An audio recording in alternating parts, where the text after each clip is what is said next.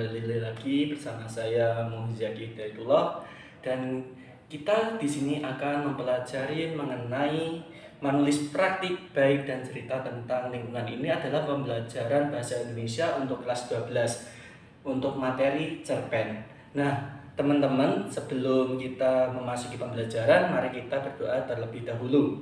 Berdoa dimulai. Berdoa selesai, semoga teman-teman di sana dalam keadaan baik dan sehat walafiat. Allahumma amin. Oke, sebelum memasuki ke materi, kita ice breaking terlebih dahulu.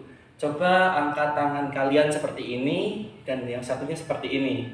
Kemudian gerakan seperti ini, seperti ini, seperti ini, seperti ini.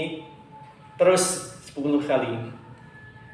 Ya. Terus 1, 2, 1, 2. Oke, speaking kita selesai. Oke, lanjut ke tujuan pembelajaran. Nah, tujuan pembelajaran kali ini yaitu tentang materi cerpen, yaitu siswa mampu menulis cerita pendek atau novelet menggunakan unsur intrinsik. Yang kedua yaitu siswa dapat menulis indah dengan gaya bahasa. Lanjut. Kita masuk ke materi cerpen. Ada yang tahu apa itu cerpen? Atau ada yang pernah membaca cerpen? Sebutkan macam-macam cerpen yang sudah terkenal. Seperti Robohnya Surau yang pengarangnya Nafis itu, terus banyak banget yang cerpen-cerpen terkenal di dunia ini. Pengertian cerpen itu adalah karya sastra berbentuk prosa fiksi yang berisi tentang kisah singkat. Nah, ini cerpen biasanya berpusat pada tokoh yang memiliki konflik serta penyelesaiannya. Kemudian cerpen itu biasanya berisi 1000 sampai 10.000 kata sehingga bisa kita selesaikan dalam sekali duduk. Lanjut ke unsur intrinsik cerpen. Unsur intrinsik cerpen itu ada 7, teman-teman. 7. Oke, yang pertama itu adalah tema. Kemudian tokoh dan penokohan. Kemudian alur. Yang keempat latar. Kelima sudut pandang. Keenam gaya bahasa. Dan ketujuh amanat. Yang pertama itu tema. Tema adalah gagasan utama suatu cerita atau topik dalam suatu cerita. Kemudian yang kedua itu adalah tokoh. Tokoh adalah orang atau makhluk atau suatu yang memerankan dalam suatu cerita tersebut. Kalau penokohan itu adalah karakternya. Jadi tokoh itu orangnya, penokohan adalah karakter atau wataknya. Kemudian yang ketiga itu ada alur. Alur adalah bagaimana cerita itu berjalan. Ada alur maju, ada alur mundur, dan alur maju mundur. Kemudian yang keempat itu ada latar. Latar itu ada 3, teman-teman. Latar waktu, latar suasana, dan latar tempat. Latar tempat misalnya Bandung, terus Jakarta, atau yang menandakan tempat berjalannya cerita. Kemudian ada latar waktu, pagi, sore, malam, itu latar waktu. Kemudian latar suasana, sedih, marah, menegangkan, itu adalah latar suasana. Kemudian ada sudut pandang, teman-teman. Sudut pandang dalam cerita biasanya itu ada 2, tapi tidak menutup kemungkinan itu ada 3. Yang pertama sudut pandang orang pertama, aku. Kemudian itu yang sendiri ya. Kalau yang jamak itu kita atau kami. Kemudian sudut pandang orang kedua itu kamu, atau kalau yang jamak itu kalian. Kemudian sudut pandang orang ketiga itu ada dia. Kemudian kalau yang jamak itu mereka, seperti itu. Kemudian gaya bahasa. Gaya bahasa yaitu bisa disebut dengan majas atau ciri khas dalam suatu cerita, atau ya gaya suatu bahasa, seperti itu. Kemudian amanat atau pesan yang bisa kita ambil dalam suatu cerita atau cerita pendek. Kemudian lanjut ke struktur cerpen. Yang pertama itu ada abstrak atau gambaran suatu cerita pendek itu gambarannya itu abstraknya bersifat opsional, boleh ada, boleh tidak ada. Kemudian yang harus ada itu ada setelah abstrak itu ada orientasi atau pengenalan cerita atau pengenalan tokoh, bisa pengenalan latar, itu masuknya ke orientasi. Kemudian masuk ke kompilasi setelah orientasi, kemudian komplikasi atau munculnya masalah itu mulai muncul di komplikasi. Kemudian evaluasi masalah itu mulai reda. Kemudian resolusi, masalah selesai, koda kita atau bisa disebut dengan amanat dalam suatu cerita pendek. Lanjut.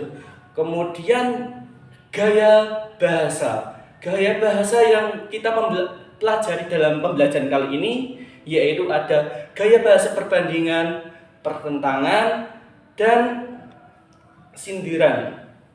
Kemudian kita pelajari satu persatu. Gaya bahasa perbandingan itu yang kita pelajari ada 3: personifikasi, metafora, dan hiperbola. Personifikasi yaitu gaya bahasa yang menghidupkan benda mati seolah-olah itu hidup. Jadi kayak seperti daun-daun melambai. Itu daun itu benda mati tapi seolah-olah hidup seperti manusia. Kemudian metafora yaitu gaya bahasa perbandingan tanpa adanya pembanding. Bagaikan, seperti. Jadi seperti gini.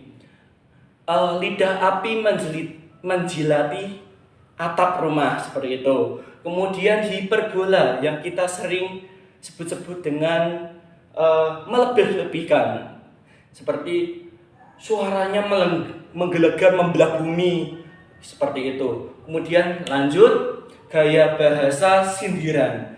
Gaya bahasa sindiran yang kita pelajari ada 3, itu ada ironi, sinisme, dan sarkasme. Ironi itu sindiran halus. Ya, contohnya kalau di sini itu ada, wah rapi sekali kamarmu, padahal tidak, itu kayak tersirat. Itu kalau ironi itu tersirat. Kemudian sinisme itu langsung, dan itu sindiran lebih kasar daripada ironi.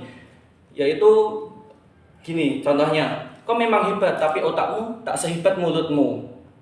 Itu sindiran secara langsung. Kemudian yang paling kasar itu adalah sarkasme.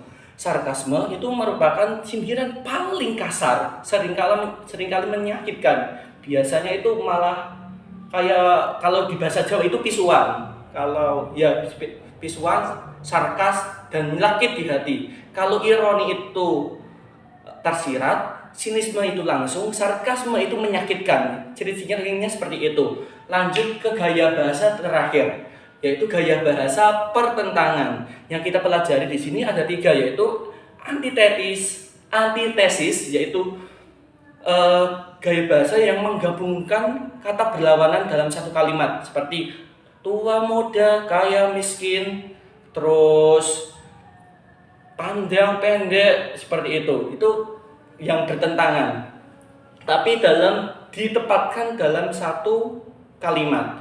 Kemudian ada paradoks. Gaya bahasa selanjutnya yaitu paradoks, yaitu pernyataan yang seolah bertentangan tetapi mengandung kebenaran. Contoh kalau di sini itu ada di sepinya malam otakku ramai, atau di